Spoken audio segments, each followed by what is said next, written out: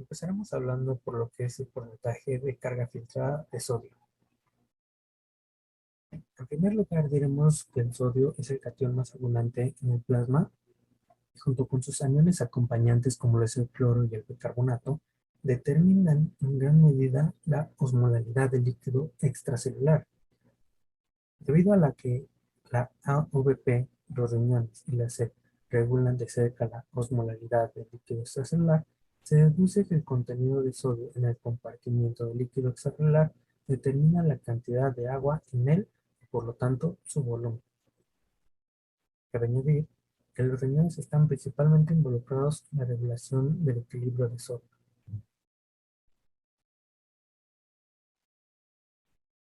En la tabla siguiente se puede observar la muestra de la magnitud de filtración, reabsorción y excreción de iones y agua para un hombre adulto normal. La cantidad de sodio filtrada se calcula a partir del producto de la concentración plasmática de sodio y la tasa de filtración glomerular, debido a que el sodio se filtra libremente en el glomérulo. Por otro lado, la cantidad de sodio reabsorbido se calcula a partir de la diferencia que hay entre las cantidades filtradas y excretadas. Por lo tanto, el 99.6% del sodio filtrado fue reabsorbido y el 0.004 es el excretado.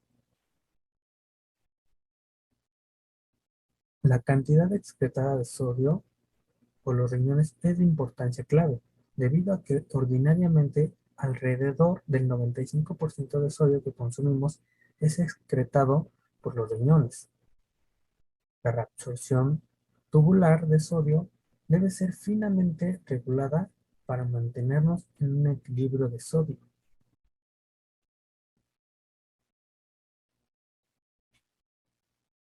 Bueno, en esta figura se muestra el porcentaje de sodio filtrado que se absorbe en diferentes partes de la nefrona. En primer lugar, tenemos con el 75% de sodio filtrado corresponde a lo reabsorbido en el túbulo contorneado proximal. Esto debido a que el túbulo proximal es altamente permeable al agua. Este porcentaje de absorción de sodio hace que el túbulo reabsorba el mismo porcentaje de agua filtrada. Siguiendo, el asa de Henle reabsorbe alrededor del 20% filtrado, pero solo 10% del agua filtrada, debido a que las ramas ascendentes no son totalmente permeables al agua. Siguiendo, el túbulo contorneado distal reabsorbe alrededor del 6% del sodio filtrado, pero no el agua, y los conductos colectores reabsorben alrededor del 3% del sodio filtrado. Por último, solo se excreta alrededor del 1% del sodio y el agua filtradas. Cabe destacar que la nefrona distal tiene una menor capacidad de transporte de sodio que los segmentos más proximales y es de importancia crítica para la excreción final de sodio.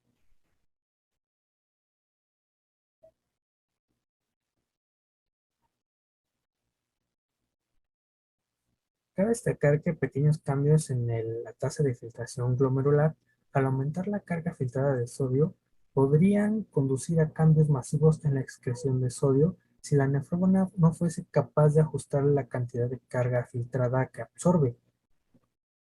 Si la reabsorción de sodio fuese constante, esto conduciría a una gran excreción o pérdida de sodio con el tiempo.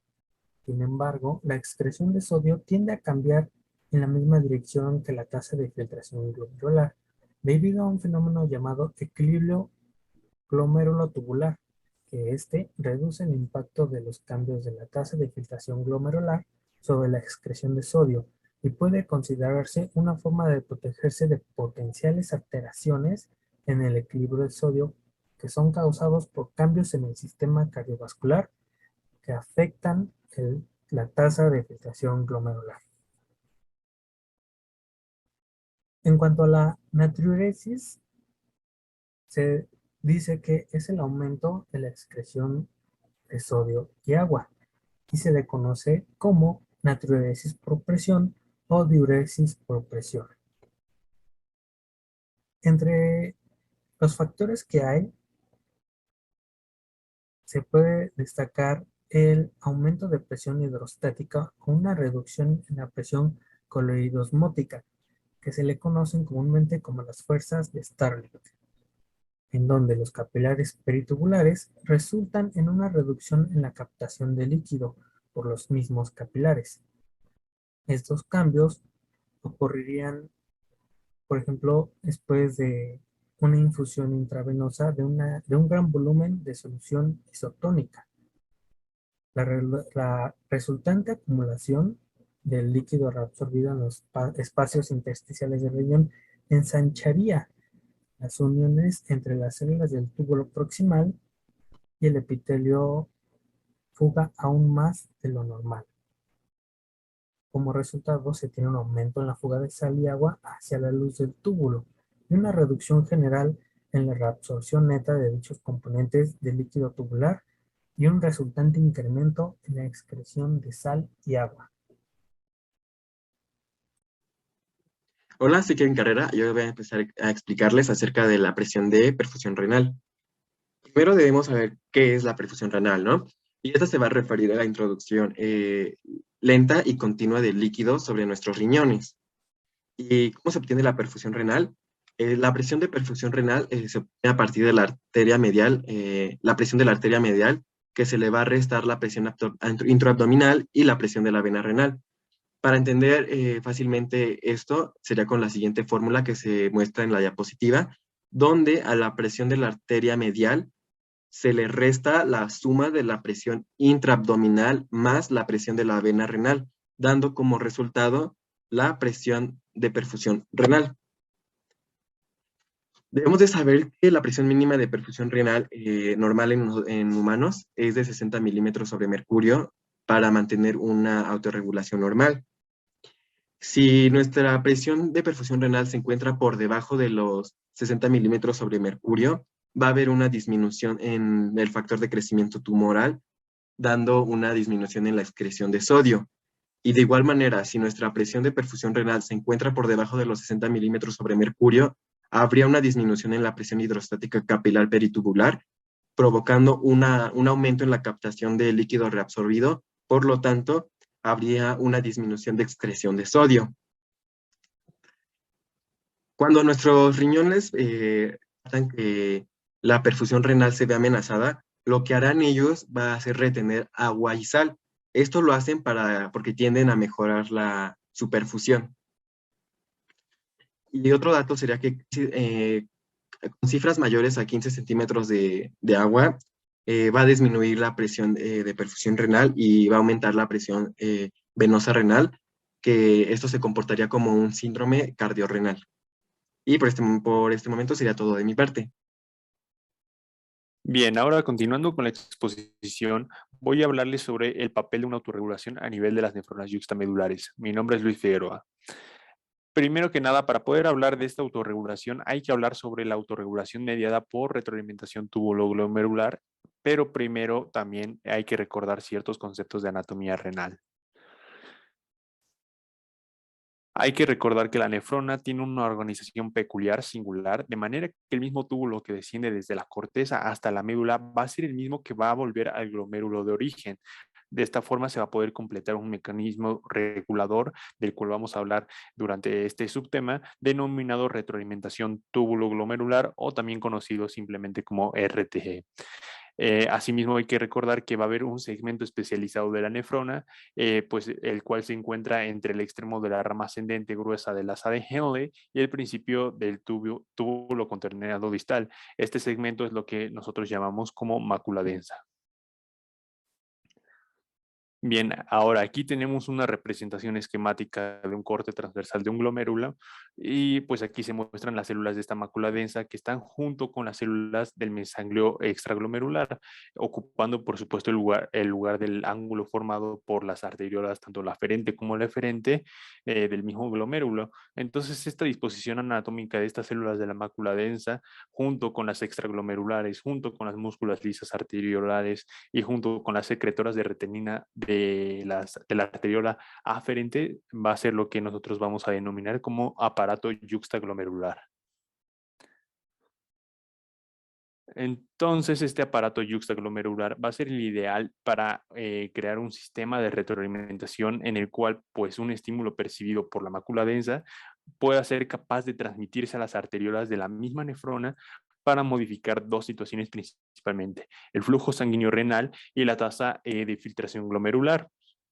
Entonces, estos cambios en la tasa de llegada y en la composición del líquido que va a fluir delante de la mácula densa van a ocasionar cambios de cierta forma un poco rápidos, pues de la filtración glomerular de la misma nefrona, así como un aumento del aporte de líquido nos va a dar lugar a un descenso de la tasa de filtración glomerular y de la presión hidráulica capilar glomerular, también conocida como PGC, de la misma nefrona, por supuesto. Entonces, este sistema de retroalimentación túbulo-glomerular va a ser el encargado de detectar el aporte de líquido a la mácula densa y a su vez poder retroalimentar para poder controlar la filtración, ¿no?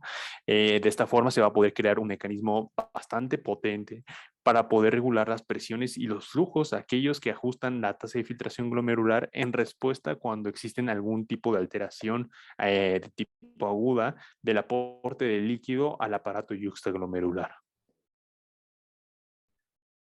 Entonces hay que recordar que este mecanismo de retroalimentación túbulo-glomerular va a poder considerarse como un mecanismo adicional a la respuesta miógena, el cual es otro tipo de mecanismo que no vamos a tocar en este momento, para poder explicar la autorregulación del flujo sanguíneo renal y también de la tasa de filtración glomerular, ¿no?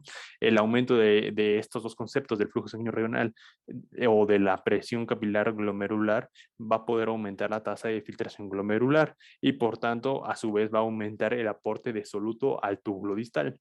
Este aumento del aporte distal va a ser detectado por el segmento que ya comentamos, la mácula densa, y a su vez va a poder activar mecanismos efectores, ¿no? Uno de ellos va a ser poder aumentar la resistencia preglomerular y por el otro lado va a disminuir tres situaciones más, la presión glomerular, el flujo sanguíneo renal y la tasa de filtración glomerular.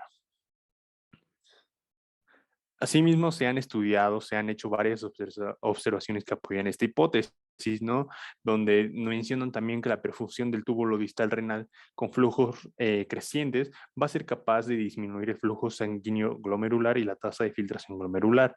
Además, otros estudios como Navar y Coles mencionan que existen diversas maniobras experimentales capaces de disminuir o interrumpir en su totalidad el flujo de líquido tubular distal, provocando así una vasodilatación arteriolar eferente, como lo menciona en el esquema, e interferir así con la respuesta de autorregulación normal, ¿no? Entonces, estos estudios básicamente lo que nos indican es que la respuesta de autorregulación en las nefronas yuxtamedulares van a ser prácticamente dependientes principalmente del mecanismo de retroalimentación túbulo-glomerular.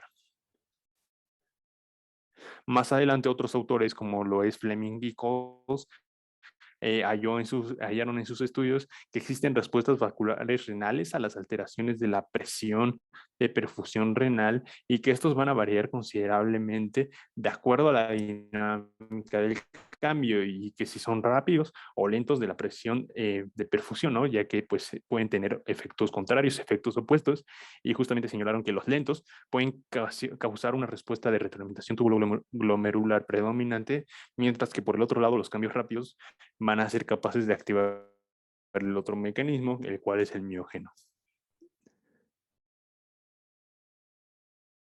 Ahora bien, a pesar de estas observaciones en estos estudios, la conclusión de que el sistema de retroalimentación túbulo-glomerular es que tiene un papel fundamental en la autorregulación que pues a veces se ve complicada por ciertos factores. El primero de ellos, justamente lo menciona aquí en el esquema, es el proceso de equilibrio glomérulo-tubular, por el cual pues se va a aumentar la reabsorción en el túbulo proximal si aumenta, por supuesto, la tasa de filtración glomerular.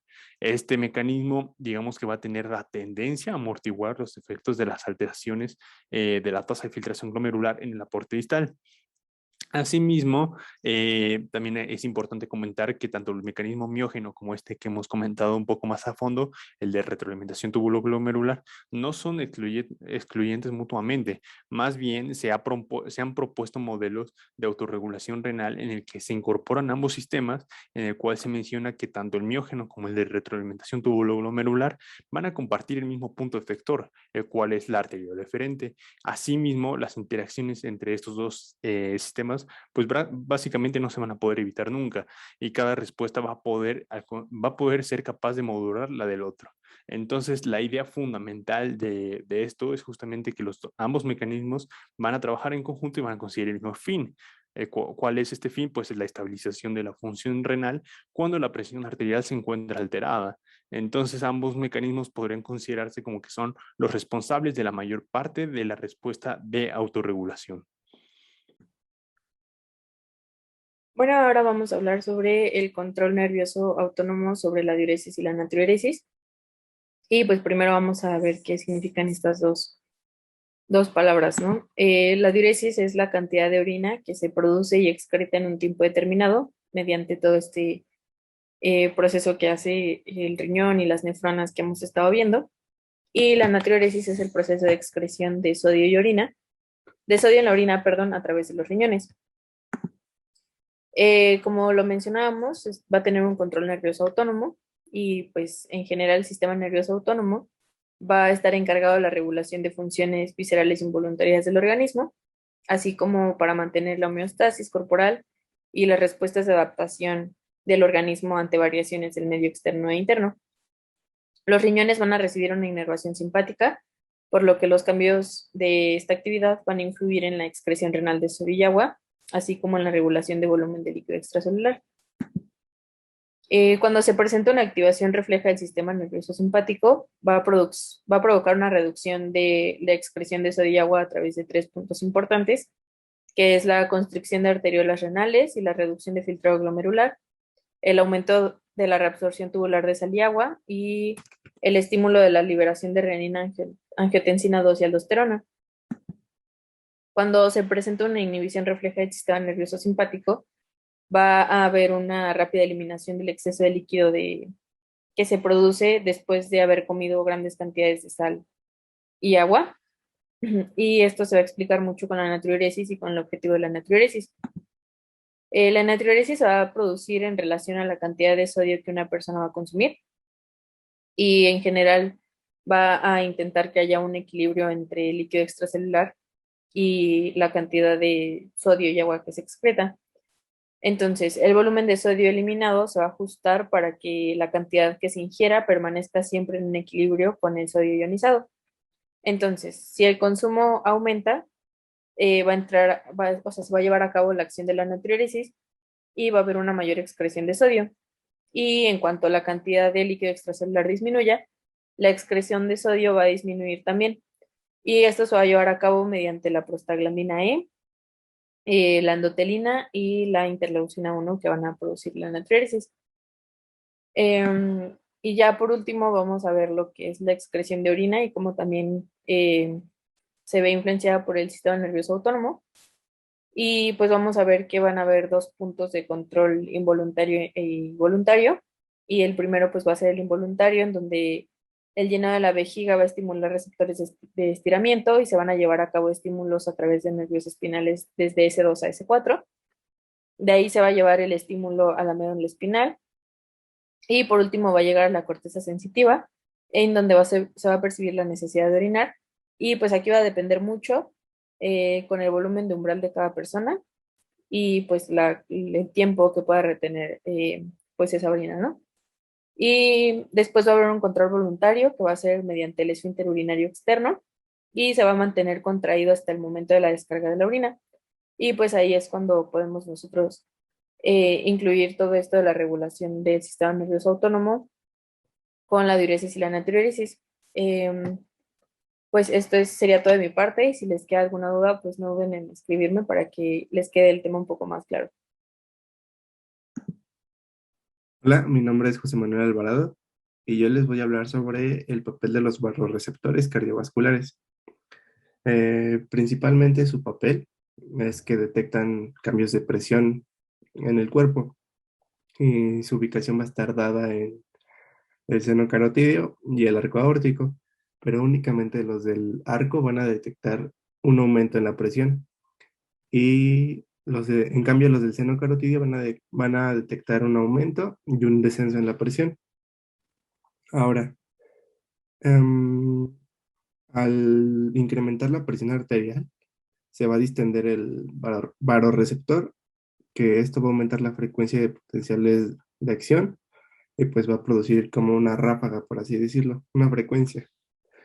Y esta frecuencia se va a llevar o se va a traducir al tracto solitario, que se comunica con tres centros vasculares, por así decirlo, que va a ser el desacelerador cardíaco, el acelerador cardíaco y el vasoconstrictor. Ahora, además de esto, me gustaría agregar qué pasa cuando aumenta la presión y qué pasa cuando baja la presión o desciende la presión. Cuando aumenta, como ya se mencionó antes, los dos vasoreceptores, tanto del seno carotídeo como del arco, lo van a detectar o lo van a percibir. Después de esto va a aumentar la frecuencia de los potenciales, se va a activar el centro desacelerador y se desactiva el acelerador y el vasoconstrictor. Y pues el desacelerador, perdón, detiene todos estos efectos y esto se lleva a cabo, bueno, esto lo ejecuta el parasimpático. Y ya por último, ¿qué pasa cuando desciende la presión? Pues únicamente el seno carotídeo es el que lo detecta, disminuye la frecuencia de los potenciales, se inhibe el desacelerador, se activa el acelerador y el vasoconstrictor, y estos se activan el simpático, aumenta la frecuencia cardíaca, la velocidad de conducción y la contractilidad. Y esto último va a ocasionar que el gasto cardíaco aumente, que el volumen también se aumente y por ende va a aumentar la presión arterial y pues así se compensaría, por así decirlo, el descenso y el aumento de la presión arterial y pues esto sería el papel o los papeles fundamentales de los vasoreceptores. Hola, soy Abraham Emiliano Sánchez Arroyo y bueno, vamos a ahora hablar de la participación del sistema renina-angiotensina-aldosterona. Como lo sabemos, la presión arterial está en un constante cambio, cambia todo el tiempo. Unos niveles muy bajos podrían causar incluso la muerte en cualquier momento, entonces es importante. Pero esto no va a suceder gracias a que su cuerpo tiene un control. El organismo va a tener mecanismos a corto, mediano y largo plazo para normalizar los parámetros que puedan estar fuera de lo normal. Aquí va a estar el sistema renina-angiotensina-aldosterona, es uno de ellos. Gracias a este sistema podemos ver cómo es que funcionan los fármacos para manejar la hipertensión. Entonces, en primer lugar, vamos a ver que la presión arterial es la fuerza que ejerce la sangre sobre las paredes de las arterias y va a estar determinada por el gasto cardíaco y la resistencia vascular periférica. Es por esto que si hay una disminución en cualquiera de estos dos, en el gasto cardíaco o en la resistencia vascular periférica, también va a disminuir la presión arterial. Es importante. Cuando esto sucede, van a haber mecanismos autorreguladores que van a funcionar en el cuerpo y van a determinar un control específico. Entonces, la presión arterial normal es sistólica, 120 milímetros de mercurio, y diastólica, 80 milímetros de mercurio. Esto es la presión normal. Si hay un valor encima o debajo, se va a considerar patológico. Entonces, este mecanismo es importante a largo plazo y a mediano cuando estamos en un evento que provoca una disminución de la presión arterial. Este mecanismo, como ya lo mencioné, va a ser el sistema renina-angiotensina-aldosterona. Estos mecanismos que van a ocurrir para el mantenimiento de la presión arterial no son aislados. Eso quiere decir que todos trabajan en conjunto para realizar un buen trabajo. La respuesta del sistema puede depender del tiempo. Puede ocurrir en una deshidratación, en una hemorragia, Esto significa que va a haber una hipoperfusión, entonces el gasto cardíaco va a disminuir. Y bueno, esto puede ser peligroso, como lo vimos en la fórmula anterior, va a ser un determinante de la presión arterial y puede cambiar. Entonces, la renina nos va a ayudar principalmente para pasar a angiotensina 1, que va a ser desde el angiotensinógeno. Entonces, la renina la vamos a ver sintetizada en las células yuxtaglomerulares de los riñones, en las paredes de las arteriolas eferentes de los glomérulos. La secreción está regulada principalmente por varias vías. Aquí en la mácula densa podemos ver que está cerca de las células yuxtaglomerulares y va a estar compuesta por células columnares de la rama ascendente de Henle, de la asa de Henle, en la parte entre la arteriola aferente y eferente del glomérulo. En esta zona vamos a encontrar también quimiorreceptores y estos van a ser sensibles a los cambios de cloro o de sodio y principalmente de cloro. Entonces, si hay un aumento de estos, se va a inhibir la liberación de renina. Y en el caso contrario, si hay una disminución, se va a estimular la producción de renina. La otra vía es por los vasoreceptores en la arteriola deferente, como lo vemos aquí, que van a responder ante la variación de presión. Entonces, si hay una disminución de perfusión glomerular, se va a liberar renina. Bueno, entonces tenemos el angiotensinógeno, que se produce en el páncreas o en el corazón, pero principalmente en el hígado. Como lo podemos ver aquí, es el principal. Bueno, este angiotensinógeno se va a convertir en angiotensina 1 gracias a la renina. Esta renina, ya como vimos, es una glucoproteína que va a venir de las células yuxtaglomerulares que ya mencionamos. Entonces, la angiotensina 1 se va a convertir en angiotensina 2 gracias a la enzima convertidora de angiotensina, o mayormente conocida como ECA. Esta va a ser producida en distintos tejidos, pero va a ser principalmente en el endotelio de la arteria pulmonar y renal. Bueno, aquí es importante mencionarlo que actúa el grupo de los IECAS, los inhibidores de la enzima convertidora de angiotensina. Pueden ser como el captopril, el lisinopril y enalapril.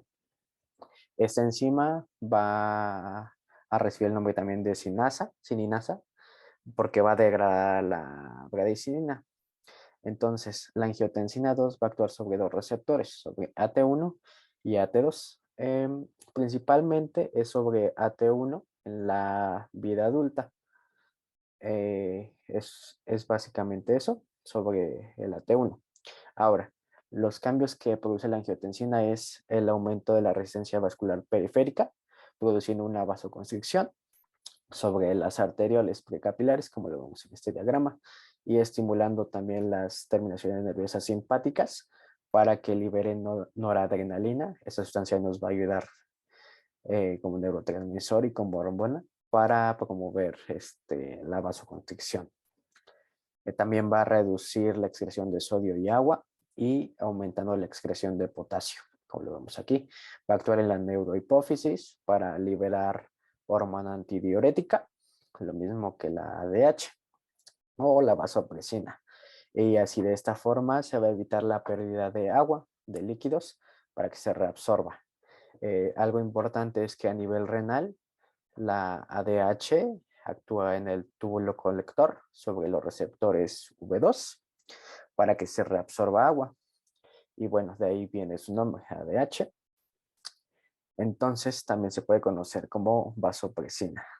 Es importante porque a nivel vascular va a actuar sobre los receptores V1. Va a hacer que se produzca una vasoconstricción.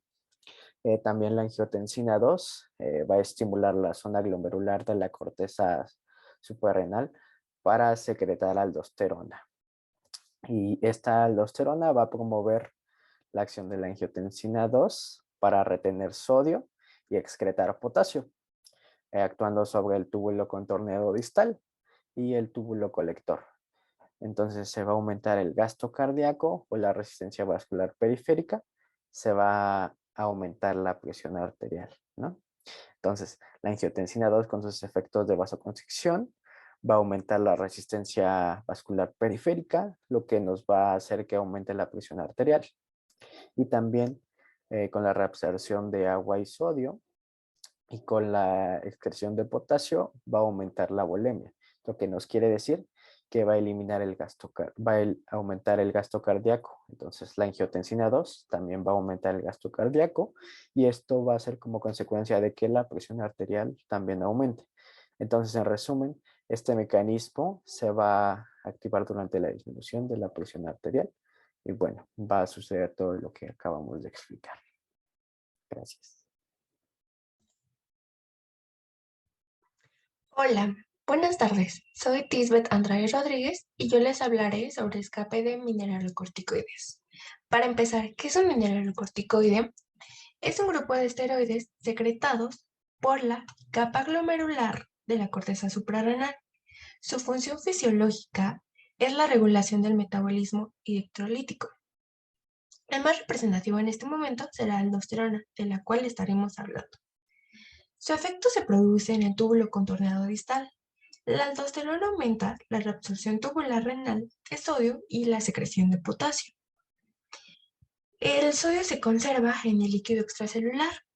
Aumenta la eliminación de potasio por medio de la orina. Debido a este mecanismo, se produce la remoción de ácidos del cuerpo y esto ayuda a prevenir la acidosis. Se produce un aumento de la reabsorción de agua por los túbulos renales. Esto provoca sed y causa polidipsia. El fenómeno de escape de mineralocorticoides es provocado por el estímulo del factor natriurético auricular, por la absorción proximal de sodio, que es dependiente del aumento de la presión de perfusión renal y por la expansión del volumen, que esto a su vez incrementa la carga de sodio en el túbulo y sobrepasa la capacidad de reabsorción inducida por la aldosterona. Cuando hablamos de sobrecarga de volumen, se encuentra en consideración tres fenómenos importantes, que es la hipertensión arterial, la inhibición de renina-angiotensina y, claro está, el factor natriurético auricular. En este caso, los pacientes no suelen presentar edemas debido a que originan diuresis espontánea con eliminación renal de sodio y de agua que estaban retenidos inicialmente por los mineralocorticoides. La causa más común de exceso de mineralocorticoides es el hiperaldosteronismo primario, que esto es provocado por el exceso de aldosterona. El exceso de aldosterona aumenta el volumen del líquido extracelular y el aumento de la presión arterial.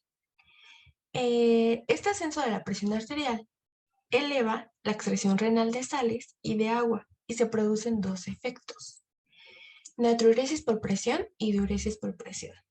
Cuando nos referimos a natriuresis por presión, es al aumento del contenido de sodio como resultado de la presión arterial elevada. Cuando nos referimos a diuresis por presión, nos referimos al aumento del volumen de orina por resultado de la presión arterial elevada.